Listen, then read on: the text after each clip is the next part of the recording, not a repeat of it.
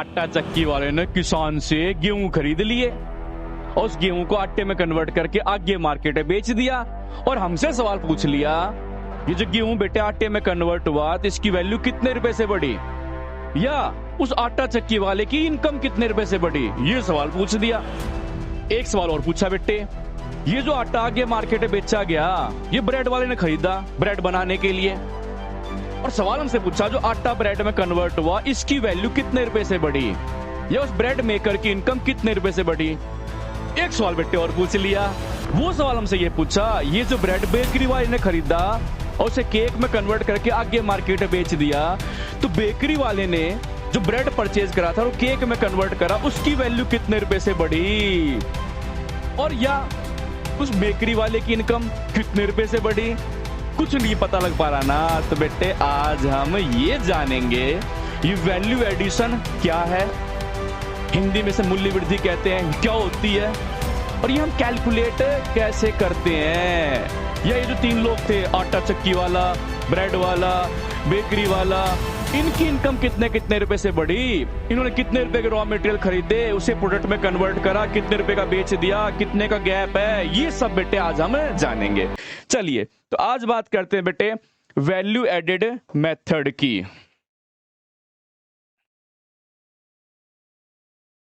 Value added method के लिए बेटे सबसे पहले तो हमें क्या करना है, वैल्यू एडिशन कैलकुलेट करना है। क्या निकालना है बेटे, वैल्यू एडिशन, कितने रुपए की मूल्य वृद्धि हुई। और ये कैसे निकलेगा बेटे, बहुत ही आसान सा फॉर्मूला है। सबसे पहले हम लिखेंगे वैल्यू ऑफ आउटपुट, उत्पाद का मूल्य, जो भी आउटपुट आपने प्रोड्यूस करा है। आउटपुट क्या है बेटे, जैसे मान लो वो जो आटा था वो क्या था बेटे, आउटपुट था। वो जो ब्रेड था वो क्या था बेटे, आउटपुट था। वो जो केक था वो क्या था, आउटपुट था। तो जो आउटपुट आपने बेटे प्रोड्यूस करा ना, जो प्रोडक्ट आपने तैयार करा, उसकी मार्केट में कितनी वैल्यू है। और इस आउटपुट को तैयार करने के लिए बेटे आपने कितने रुपए के रॉ मटेरियल यूज करे, उसे कह देते हैं बेटे हम इंटरमीडिएट कॉस्ट। तो बहुत ही आसान सा फॉर्मूला है बेटे, जो आउटपुट आपने तैयार करा है ना, जो प्रोडक्ट आपने तैयार करा है वो कितने रुपए का बेचा मार्केट में, उसकी वैल्यू क्या है वो, माइनस में उसे तैयार करने के लिए जो रॉ मटेरियल्स यूज करे आपने, उन रॉ मटेरियल की वैल्यू क्या थी। तो मान लेते बेटे हमने प्रोडक्ट तैयार करा 5,000 रुपए का, प्रोडक्ट कितने तैयार करा बेटे हमने, 5,000 रुपए का, और इसके लिए बेटे हमने रॉ मटेरियल यूज करे 2,000 रुपए के, रॉ मटेरियल कितने यूज करे 2,000 रुपए के। तो यहां से बेटे वैल्यू एडिशन कितने रुपए की हुई है, 3,000 रुपए की हुई है। कितने रुपए की हुई है, 3,000 रुपए की। ये आगे बेटे वैल्यू एडिशन।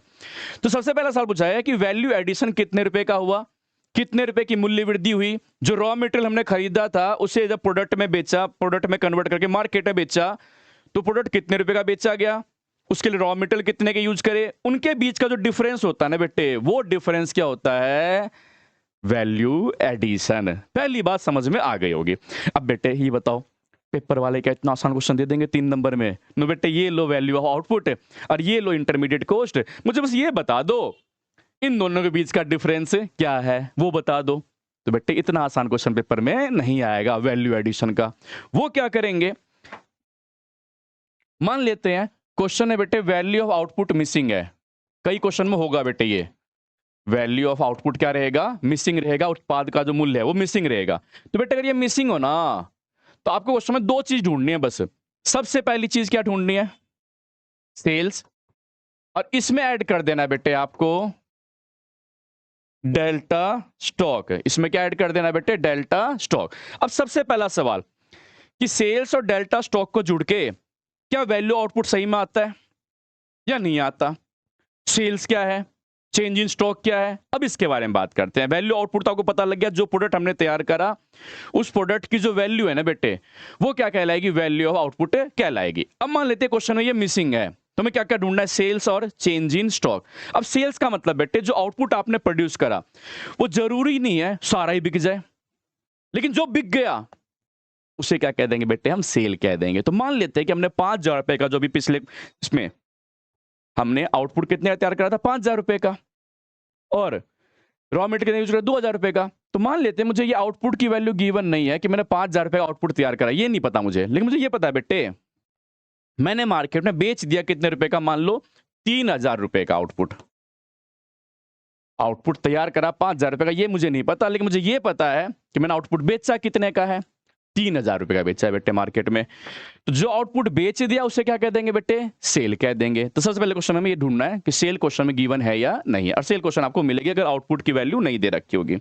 उसके बाद बेटे डेल्टा स्टॉक, इसका बेटा फॉर्मूला होता है चेंज इन स्टॉक का, क्लोजिंग स्टॉक माइनस में ओपनिंग स्टॉक। अब सवाल यह है कि डेल्टा स्टॉक में जो क्लोजिंग स्टॉक है बेटे, ये हम प्लस क्यों करते हैं, और ये जो ओपनिंग स्टॉक है बेटे, ये हम माइनस क्यों करते हैं। ये सबसे बड़ा सवाल है कि क्लोजिंग स्टॉक क्यों प्लस किया जाता है और ओपनिंग स्टॉक क्यों माइनस किया जाता है। तो मान लेते बेटे हम जो वैल्यू एडिशन निकाल रहे हैं वो निकाल रहे हैं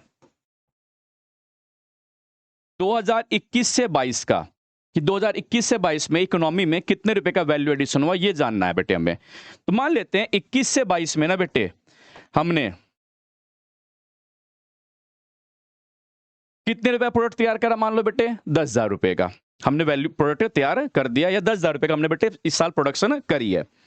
और बेटे लास्ट ईयर जो था ना हमारा 2020 से 21, इस साल जो भी प्रोडक्ट हमने तैयार करा था, इस साल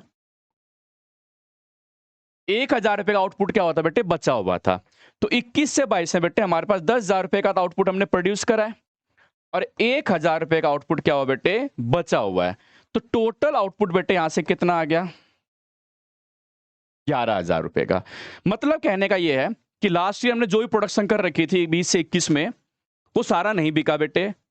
जो आउटपुट प्रोड्यूस करा था उसका एक हिस्सा बिक गया था, 15,000, 20,000, 50,000 का बिक गया था, लेकिन 1,000 रुपया प्रोडक्ट हमारे पास पिछले साल का बचा हुआ है। जो पिछले साल का बचा हुआ बेटे वो ये रहा 1,000, और इस साल बेटे हमने 10,000 रुपए का आउटपुट प्रोड्यूस करा। तो इस साल बेटे हमारे पास बेचने के लिए कितने रुपए का आउटपुट है, टोटल 11,000 रुपए का आउटपुट इस साल हमारे पास बेचने के लिए है। अब इस 11,000 रुपए का आउटपुट में से मान लेते हैं बेटे हमने 8,000 क्या कर दिया बेटे, इस साल बेच दिया, और इस साल बच गया बेटे हमारे पास कितने रुपए का आउटपुट, 3,000 रुपए का। जो 8,000 का बेच दिया वो तो बेटे क्या होगी हमारी सेल्स। जो 3,000 का इस साल बच गया वो बेटे हमारा क्या है, क्लोजिंग स्टॉक। दोबारा ध्यान देंगे, मेरे पास इस साल प्रोडक्ट बेचने रुपए की, कितने रुपए की वैल्यू का प्रोडक्ट है इस साल बेचने के लिए, तो 11,000 रुपए का प्रोडक्ट बेटे मेरे पास है बेचने के लिए, जिसमें से बेटे मैं 8,000 रुपए का प्रोडक्ट इस साल बेच चुका हूं, तो वो मेरे किस में चला गया, सेल्स में चला गया। और इस साल बेटे मेरे पास कितने रुपए का प्रोडक्ट बच गया, बच गया बेटे 3,000 रुपए का। तो मैंने क्या करूंगा, फॉर्मूला क्या है बेटे, सेल्स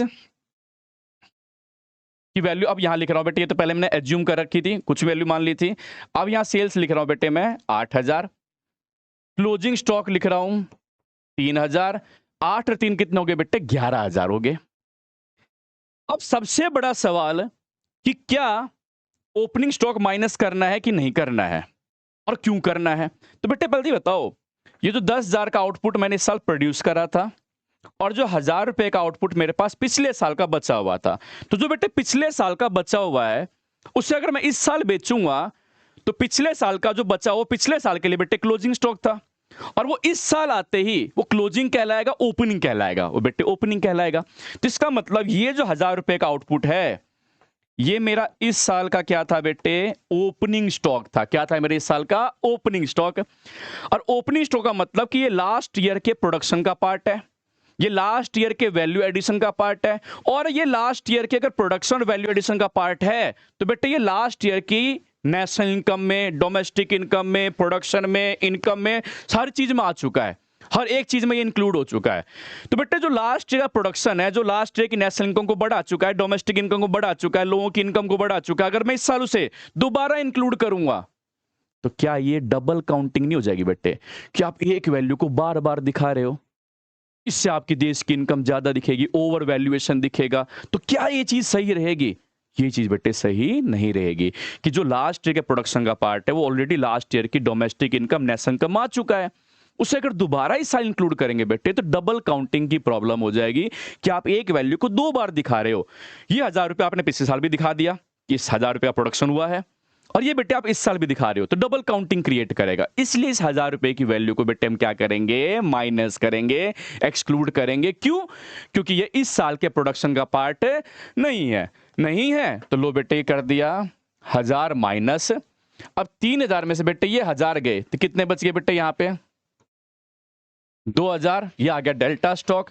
सेल होगी बेटे 8000, 8 और 2 बेटे कितना आ गया 10,000। और इस साल आपने आउटपुट प्रोड्यूस भी कितना करा था बेटे 10,000 का करा था। तो अगर क्वेश्चन में वैल्यू आउटपुट गिवन नहीं है तो बेटे मैं सिंपल क्या करना है, सेल्स में डेल्टा स्टॉक को जोड़ देना है। सेल्स इसलिए कि वो इस साल हमने बेचा है, वो इस साल के आउटपुट का पार्ट है जो इस साल प्रोडक्शन हुई है। क्लोजिंग स्टॉक इसलिए बेटे ऐड होता है क्योंकि हम ये मान के चलते हैं इस साल जो आउटपुट प्रोड्यूस किया गया उसका बचा हुआ हिस्सा है वो इस साल के वैल्यू एडिशन का पार्ट है, इसलिए वो इस साल की वैल्यू एडिशन में इस साल की डोमेस्टिक इनकम नेशनल इनकम मानना चाहिए, इसलिए बेटे क्लोजिंग स्टॉक हम प्लस करते हैं। और ओपनिंग स्टॉक बेटे इसलिए माइनस करते हैं क्योंकि उसके बारे में ऐसा कहा जाता है कि वो लास्ट ईयर के वैल्यू एडिशन और प्रोडक्शन का पार्ट है, और जो लास्ट ईयर के वैल्यू एडिशन प्रोडक्शन का पार्ट है वो लास्ट ईयर की domestic income national income value addition हर चीज में आ चुका है तो इस बार उसे इंक्लूड नहीं करना है, नहीं तो डबल काउंटिंग की प्रॉब्लम हो जाएगी। इसलिए इससे बचना है बेटे, इसलिए ओपनिंग स्टॉक क्या करेंगे माइनस करेंगे और क्लोजिंग क्या करेंगे प्लस करेंगे।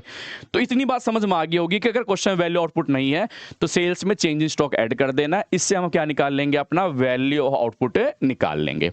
अब कई बार बेटे क्वेश्चन में क्या होता है, जिस सेल्स की हम बेटे बात कर रहे हैं ना, कई बार ये सेल भी गिवन नहीं होती, कितने रुपए का प्रोडक्ट मार्केट में बेचा ये पता नहीं होता। अभी ये तो पता था कि 8,000 रुपए का बेचा है, लेकिन हमें ये नहीं पता कि 8,000 का बेचा है, बस ये कहा गया बेटे देश के अंदर कितना बेचा और देश के बाहर कितना बेचा, डोमेस्टिक सेल और एक्सपोर्ट। मुझे ये बता दिया गया कि देश के अंदर मतलब बेचा 6,000 रुपए का और देश के बाहर बेचा कितने रुपए का 2,000 रुपए का। मुझे नहीं पता भाई सेल्स मेरी क्वेश्चन में कितनी दे रखी है 8,000 दे रखी है, मुझे नहीं पता, लेकिन मुझे ये पता है देश के अंदर बेचा गया 6,000 रुपए का, देश के बाहर बेचा गया 2,000 रुपए का। ये दोनों वैल्यू बेटे मैंने ऐड कर दी और मेरा क्वेश्चन में जो सेल्स मिसिंग था वो निकाल लिया मैंने, जो सेल्स मिसिंग था वो निकाल लिया। तो बेटे बात कैसे बनी, फॉर्मूला क्या बना, क्वेश्चन में क्या गिवन नहीं है, वैल्यू आउटपुट गिवन नहीं है, शॉर्ट बेटे VOO कह देते हैं, वैल्यू आउटपुट गिवन नहीं है। तो सबसे पहले क्या करना है बेटे, सेल्स में चेंज इन स्टॉक ऐड कर देना है। अब बेटे सेल्स भी गिवन नहीं है तो सेल्स कैसे निकलेगी बेटे, डोमेस्टिक सेल में एक्सपोर्ट क्या कर देंगे, ऐड कर देंगे। तो ये सर्कल आपको, ये साइकिल आपको समझ में आ गई होगी कि वैल्यू आउटपुट गिवन नहीं है तो सेल्स में डेल्टा स्टॉक जुड़ जाएगा, सेल्स गिवन नहीं है तो डोमेस्टिक सेल और एक्सपोर्ट को ऐड कर दो, आपकी क्या आ जाएगी बेटे, सेल आ जाएगी। अब बात करते हैं बेटे इंटरमीडिएट कॉस्ट की। कई बार क्वेश्चन में बेटे ये भी गिवन नहीं होता, कई बार क्वेश्चन में ये भी गिवन नहीं होता इंटरमीडिएट कॉस्ट। अब बेटे इंटरमीडिएट कॉस्ट का मतलब क्या है, तो उम्मीद करता हूं कि आप सबने फाइनल गुड इंटरमीडिएट गुड्स वाली वीडियो देख ली होगी, उसमें बताया था बेटे इंटरमीडिएट कॉस्ट क्या होती है। एज अ फर्म जब बेटे हम जब हम प्रोडक्शन करना स्टार्ट करते हैं ना, तो हम प्रोडक्शन करने के लिए बेटे दो तरह के प्रोडक्ट यूज करते हैं, एक कैपिटल गुड्स और एक को बेटे कहते हैं raw material. Capital goods producer के लिए वो गुड्स होते हैं बेटे जो प्रोडक्शन प्रोसेस से वन टाइम परचेज किए जाते हैं और उनका इस्तेमाल कई सालों तक किया जाता है। उनमें बेटे वैल्यू एडिशन नहीं होता, उनमें डेप्रिसिएशन लगता है, उनकी वैल्यू हर साल गिरती होती है। वैल्यू एडिशन किन चीजों में होती है, रॉ मटेरियल में। जैसे मान लो इस कुर्सी को तैयार करने के लिए बेटे प्लास्टिक का यूज किया गया, तो प्लास्टिक क्या है, रॉ मटेरियल है। वो आटा बनाने के लिए बेटे क्या, गेहूं का इस्तेमाल किया गया था, गेहूं क्या है, रॉ मटेरियल है। वो ब्रेड बनाने के लिए बेटे आटे का इस्तेमाल किया गया, आटा क्या है, रॉ मटेरियल है। वो केक बनाने के लिए बेटे ब्रेड का इस्तेमाल किया गया, वो ब्रेड क्या है, रॉ मटेरियल है। तो रॉ मटेरियल बेटा प्रोडक्ट में कन्वर्ट होता है, मशीन प्रोडक्ट में कन्वर्ट नहीं होती, मशीन वैल्यू एडिशन नहीं होता। तो इंटरमीडिएट कॉस्ट का मतलब बेटे क्या हो गया, जो गुड्स फर्म के पॉइंट से बार बार परचेज की जाती हैं। तो बार बार क्या क्या चीज परचेज की जाती है बेटे, purchase of raw material, RM का मतलब बेटे क्या है, रॉ मटेरियल, कच्चा माल। हम और क्या चीज बार बार परचेज करते हैं, फ्यूल, ईंधन बार बार खरीदा जाएगा बेटे, मशीन में यूज होगी। मशीन अगर बेटे आपकी इलेक्ट्रिसिटी से चल रही है, बिजली से चल रही है, तो बिजली बेटे क्या कहलाएगी, रॉ मटेरियल कहलाएगी। क्या कहलाएगी, रॉ मटेरियल। तो अगर आप रॉ मटेरियल परचेज कर रहे हो फ्यूल परचेज कर रहे हो, इलेक्ट्रिसिटी परचेज कर रहे हो, तो इन चीजों के ऊपर बेटे जो आप पैसा खर्च कर रहे हो ना, वो खर्चा बेटे आपकी क्या है, इंटरमीडिएट कॉस्ट है। अब क्वेश्चन बेटे इंटरमीडिएट कॉस्ट नहीं दे रखी है, हमें परचेज नहीं बता रखी, टोटल हमने कितने रुपए का रॉ मटेरियल खरीदा ये नहीं बता रखा, बड़े आसान है निकालना। हम क्या करेंगे बेटे, सबसे पहले ढूंढेंगे क्वेश्चन में डोमेस्टिक परचेज। क्या ढूंढेंगे, डोमेस्टिक परचेज, देश के अंदर से रॉ मटेरियल कितने रुपए का खरीदा।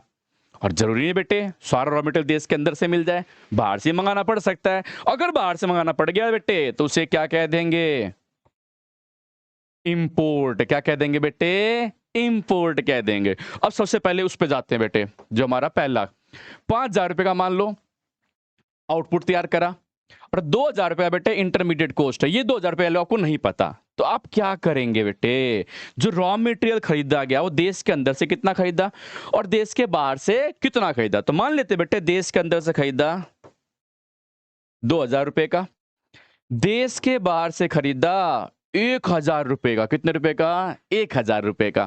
तो देश के अंदर से खरीदा 2,000 रुपए का, देश के बाहर से खरीदा 1,000 रुपए का। ये आपकी होगी बेटे टोटल परचेज। क्या हो गई, टोटल परचेज। तो मान लो मुझे परचेज निकालना है, इंटरमीडिएट कॉस्ट की वैल्यू जाननी है, तो बेटे क्या करूंगा मैं, देश के अंदर से कितना खरीदा, देश के बाहर से कितना खरीदा, इन दोनों वैल्यू को मैं बेटे ऐड कर दूंगा और मेरी टोटल परचेज इंटरमीडिएट कॉस्ट आ जाएगी। बस इसमें एक चीज का ध्यान रखना बेटे, जब भी आप परचेज ढूंढो ना क्वेश्चन में, तो एक छोटी चीज का ध्यान रखना है, वो क्या बेटे, कई बार क्वेश्चन में परचेज ऑफ मशीनरी भी दे देता है बेटे, परचेज ऑफ मशीनरी की मशीन खरीदी, मशीन को बेटे परचेज ट्रीट नहीं करना है, परचेज नहीं मानना है। क्यों नहीं मानना भी बताया आपको, रॉ मटेरियल में बेटे वैल्यू एडिशन होता है, मशीन में वैल्यू एडिशन नहीं होता, मशीन की वैल्यू नहीं बढ़ती। वैल्यू किसकी बढ़ेगी, रॉ मटेरियल की वैल्यू बढ़ेगी, वो प्रोडक्ट में कन्वर्ट हो गया। देखा आपने, मशीन प्रोडक्ट में कन्वर्ट हो गया, मशीन बेटे प्रोडक्ट में कन्वर्ट करने के लिए यूज किया जाता है, उसकी हेल्प ली जाती है, उसकी वैल्यू गिरती है, उसकी वैल्यू बढ़ती नहीं है, वैल्यू रॉ मटेरियल की बढ़ती है बेटे, वो प्रोडक्ट में कन्वर्ट होता है, वो मार्केट में ज्यादा प्राइस पे बिकता है। तो अगर बेटे मशीनरी की परचेज दे रखी है ना, उसे पे काटा मार देना है, उसे अवॉइड कर देना है, इग्नोर कर देना है। अब बताओ बेटे, आपको अब समझ में आ गया होगा सिंपल करना क्या है, वैल्यू एडिशन निकालना है हमें। तो फॉर्मूला क्या बना बेटे, value output minus intermediate cost. Value output नहीं दे रखा है तो क्या ढूंढना है क्वेश्चन में बेटे, सेल्स प्लस डेल्टा स्टॉक। बेटे सेल्स भी नहीं दे रखी है तो क्या ढूंढना है, डोमेस्टिक सेल और एक्सपोर्ट। डोमेस्टिक सेल और एक्सपोर्ट जोड़ दिए बेटे आपस में, ये आ गया sale. Closing stock, delta stock नहीं दे रखा है, क्या ढूंढना है, closing stock minus opening stock. Closing में से बेटे ओपनिंग माइनस करा, क्या आ गया, डेल्टा स्टॉक। और डेल्टा स्टॉक में सेल्स जोड़ दिया, क्या आ गया, वैल्यू ऑफ आउटपुट। और इसमें से बेटे क्या माइनस कर दिया, इंटरमीडिएट कॉस्ट। और ये भी नहीं दे रखा है तो कोई बात नहीं बेटे, डोमेस्टिक परचेज प्लस इंपोर्ट, इन दोनों को बेटे ऐड कर दिया और हमारी क्या आ गई, इंटरमीडिएट कॉस्ट आ गई। बट एक आधा क्वेश्चन ना आपको ऐसा मिलेगा जहां पर इंप्यूटेड वैल्यू की बात की गई होगी, आरोपित मूल्य की। अब सवाल है कि इंप्यूटेड वैल्यू क्या होती है। बेटे जो गुड्स हम प्रोड्यूस कर रहे हैं ना, वो जरूरी नहीं कि सारा का सारा मार्केट में ही बेचा जाए, मार्केट वैल्यू पे ही बेचा जाए, प्रॉफिट जोड़ के ही बेचा जाए। कई बार बेटे जो आउटपुट प्रोड्यूस किया जाता है ना, जो गुड्स प्रोड्यूस किए जाते हैं, कई बार उस गुड्स का, उस प्रोडक्शन का, आउटपुट का एक पार्ट बेटे घर में यूज कर लिया जाता है। जैसे मैं अगर किसान की ही बात करूं बेटे, किसान ने जो गेहूं का प्रोडक्शन करा होगा, उसका एक हिस्सा जो आटा चक्की वाले को बेचा होगा, जो इसने बेटे सारे बेच दिया होगा। वो अब गेहूं बेचेगा मार्केट में, उसे आटे में कन्वर्ट करेगा वो आटा चक्की वाला, फिर वो आटा मार्केट में बिकेगा। और बेटे किसान को भी तो घर में आटा चाहिए रोटी बनाने के लिए, तो किसान ने क्या दिमाग लगाया, मैं इस गेहूं को मार्केट में बेचूंगा, फिर बड़े प्राइस पे मैं खरीदूंगा, इससे बेटर है कि ये गेहूं मैं घर में ही यूज कर लूं। तो मान लेते बेटे उसने जो भी आउटपुट प्रोड्यूस करा ना, जितने रुपए का आउटपुट प्रोड्यूस करा, उसका एक हिस्सा वो घर ले आया। तो क्या घर आके ये कहेगा कि जिस प्राइस पे मार्केट में बेचा गया है नुका तुम्हें भी यही प्राइस का पड़ेगा? नहीं ना बेटे। क्या घर वालों से प्रॉफिट लेगा वो? घर वालों से अपना प्रॉफिट नहीं लेगा वो। लेकिन उसे ये तो पता है बेटे इस गेहूं को प्रोड्यूस करने में कितने रुपए का रॉ मटेरियल यूज हुआ, मतलब इस गेहूं को प्रोड्यूस करने में सीड्स कितने रुपए का आए थे, कितने रुपए के बीज का इस्तेमाल हुआ, कितने रुपए के इंसेक्टिसाइड्स पेस्टिसाइड्स का इस्तेमाल किया गया, कितने रुपए का बेटे फर्टिलाइजर्स यूज हुआ, उसे ये पता होगा, तो उसे ये पता है कि इस गेहूं को प्रोडक्ट में कन्वर्ट करने के लिए, सीड्स को प्रोडक्ट में कन्वर्ट करने के लिए कितने रुपए का पैसा खर्च हुआ है, एक्सेप्ट मशीनरी, ट्रैक्टर को छोड़ के। उसे ये पता है बेटे। तो इसका मतलब हुआ, एक होता है बेटे मार्केट वैल्यू, एक होती है इंप्यूटेड वैल्यू। मार्केट वैल्यू का मतलब बेटे मार्केट प्राइस पे जो आप मार्केट में बेच रहे हो अपना प्रॉफिट जोड़ के, और इंप्यूटेड वैल्यू का मतलब है बेटे जो वैल्यू घर में यूज की जा रही है, जितने रुपए का प्रोडक्ट घर में यूज किया जा रहा है, तो घर में हम बेटे प्रॉफिट लेस करके वैल्यू दिखाते हैं, उसी वैल्यू क्या कहते हैं बेटे, इंप्यूटेड वैल्यू कहते हैं। तो अब मान लेते हैं कि हमें ना जो गुड्स प्रोड्यूस करा उसकी क्या गिवन है क्वेश्चन में, इंप्यूटेड वैल्यू गिवन है बेटे। क्या वैल्यू गिवन है, इंप्यूटेड वैल्यू गिवन है। तो अब मुझे ये पता है जो वैल्यू ऑफ आउटपुट, जो आउटपुट बेटे मैंने प्रोड्यूस करा वो तो क्वेश्चन में है ही नहीं, ये वैल्यू आउटपुट क्वेश्चन में नहीं है। सेल्स डेल्टा स्टॉक को छोड़ दो थोड़ी देर के लिए, अब क्वेश्चन इंप्यूटेड वैल्यू वाला भी आ गया बेटे, एक टर्म ऐड होगी इंप्यूटेड वैल्यू। तो अब अगर क्वेश्चन बेटे वैल्यू आउटपुट नहीं होगा ना, तो फॉर्मूला क्या बनेगा, जितने रुपए का प्रोडक्ट मार्केट में बेचा गया है, किसान सारा अनाज तो बेटे घर में नहीं कर लिया यूज, कुछ हिस्सा मार्केट में बेचेगा, उसकी और भी नीड्स और वांट्स है बेटे, उनको भी फुलफिल करेगा, उसके लिए पैसा चाहिए। और वो पैसा कहां से आएगा, जिस अनाज का उसने उत्पादन करा है उसका एक हिस्सा बेटे वो मार्केट में बेचेगा, जो मार्केट में बेचेगा वो तो कहलाएगा बेटे सेल्स। क्या कहलाएगा, सेल्स। इस सेल्स में बेटे वो क्या ऐड कर देगा,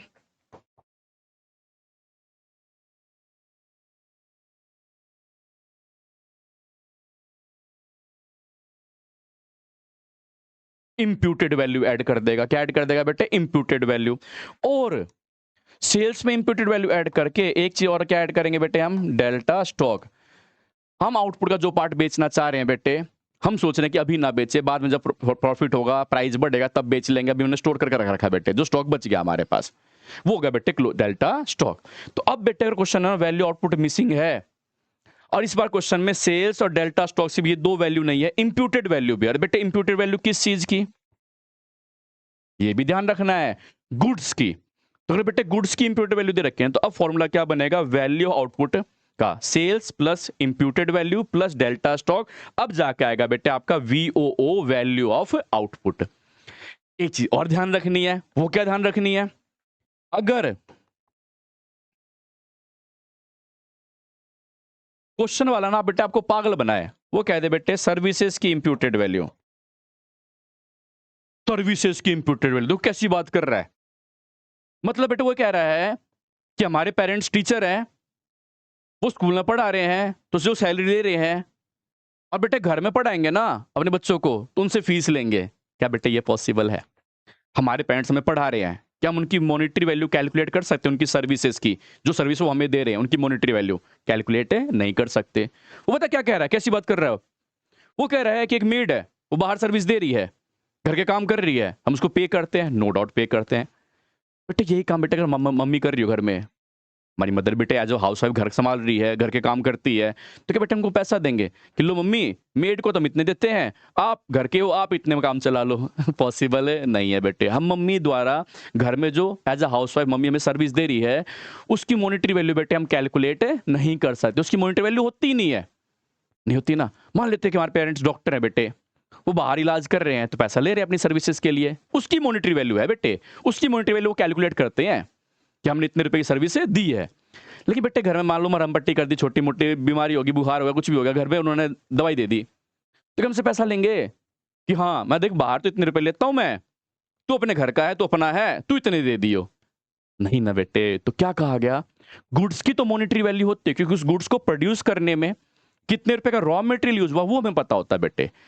लेकिन घर वाले जो हमें सर्विस दे रहे होते हैं ना बेटे, घर में जो सर्विस दे रहे होते हैं, बाहर वैसे वो टीचर हो, डॉक्टर हो, कुछ भी हो, घर में जो सर्विस दे रहे होते हैं ना बेटे, उसकी मॉनिटरी वैल्यू गिवन नहीं होती। और जब बेटे मॉनिटरी वैल्यू ही नहीं होती तो कहां से वो वैल्यू एडिशन में आ जाएगा, कहां देश की डोमेस्टिक इनकम, नेशनल इनकम आ जाएगा, आएगा ही नहीं। क्योंकि जीडीपी, जीएनपी इन सबकी डेफिनेशन पढ़ रखी है हमने, क्या है, total monetary value of all goods and services which is produced.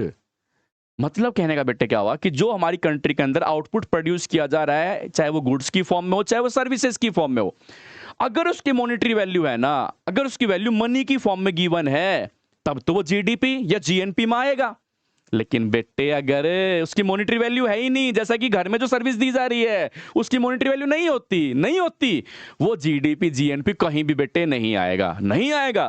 तो अगर बेटे सर्विसेज की मॉनेटरी वैल्यू दे रखी है उस पर काटा मार देना, ये नहीं सोचना कि हाँ ये भी इंप्यूटेड वैल्यू है, ये भी इंप्यूटेड वैल्यू है।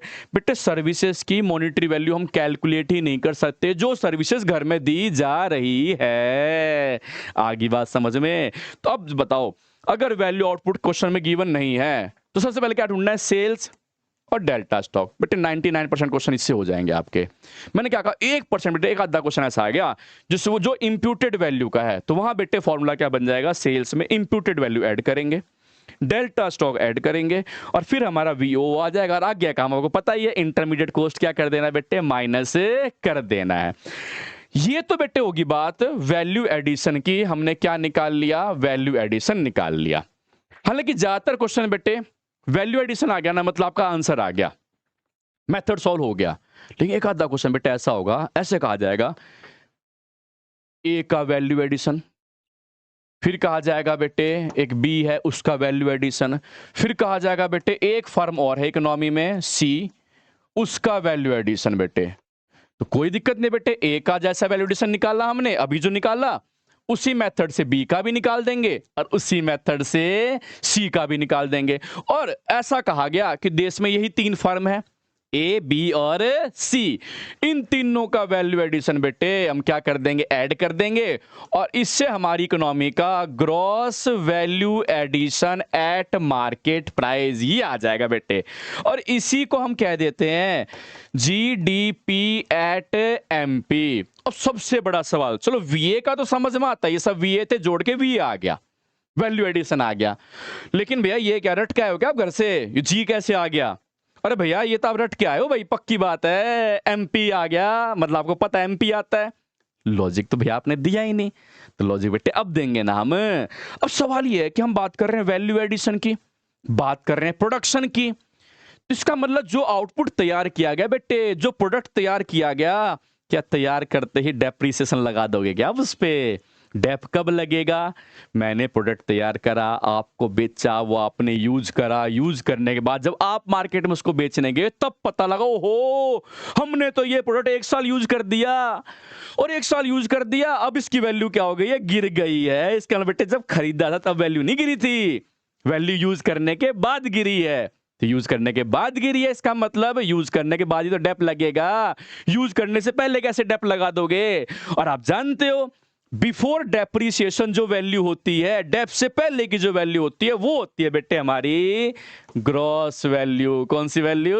Gross value. तो मुझे याद था, पता था। अब बात करते हैं भैया एमपी का भी लॉजिक बता ही दो फिर। तो बेटे ऊपर जो हमने फॉर्मूला लिखा था वैल्यू ऑफ आउटपुट, प्रोडक्ट की वैल्यू, तो बेटे प्रोडक्ट जितने रुपए का बना है, तैयार हुआ है, वो उतने रुपए का बिकेगा। बीच में सरकार भी आएगी, जीएसटी भी लगाएगी, और उसे गलती से याद आ गया कि इस पर सब्सिडी भी देनी है तो सब्सिडी भी देगी। तो आप बताओ बेटे जो प्रोडक्ट मार्केट में बिकेगा, आपके प्रोडक्ट की जो वैल्यू कहलाएगी, वो वैल्यू क्या कहलाएगी? फैक्टर कॉस्ट वाली वैल्यू या मार्केट प्राइस वाली वैल्यू? हम जो प्रोडक्ट बेटे खरीदते हैं या जो कोई प्रोडक्ट बेचता है वो मार्केट प्राइस की बात कर रहा होता है या फैक्टर कॉस्ट की बात कर रहा होता है बेटे? घर में थोड़ी ना बेच रहे हैं जो फैक्टर कॉस्ट बेच देंगे। कहां बेच रहे हैं बेटे?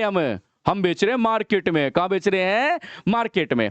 तो बेटे मार्केट में अगर हम प्रोडक्ट बेचेंगे तो किस वैल्यू बेचेंगे? मार्केट प्राइस पे तो बेचेंगे ना। तो इसलिए बेटे आंसर किस फॉर्म में आया? मार्केट प्राइस की फॉर्म में आया। फैक्टर कॉस्ट की फॉर्म में बेटे हम बेचते नहीं है प्रोडक्ट को। जो वैल्यू की बात होती है वो फैक्टर कॉस्ट पे बात नहीं होती, बात होती है मार्केट प्राइस पे, क्योंकि बेटे वो मार्केट वैल्यू पे बिक रहा है। अब ये तो पता लग गया भाई GVA एट एमपी आ गया। भैया VA को आप DP क्यों कह रहे हो?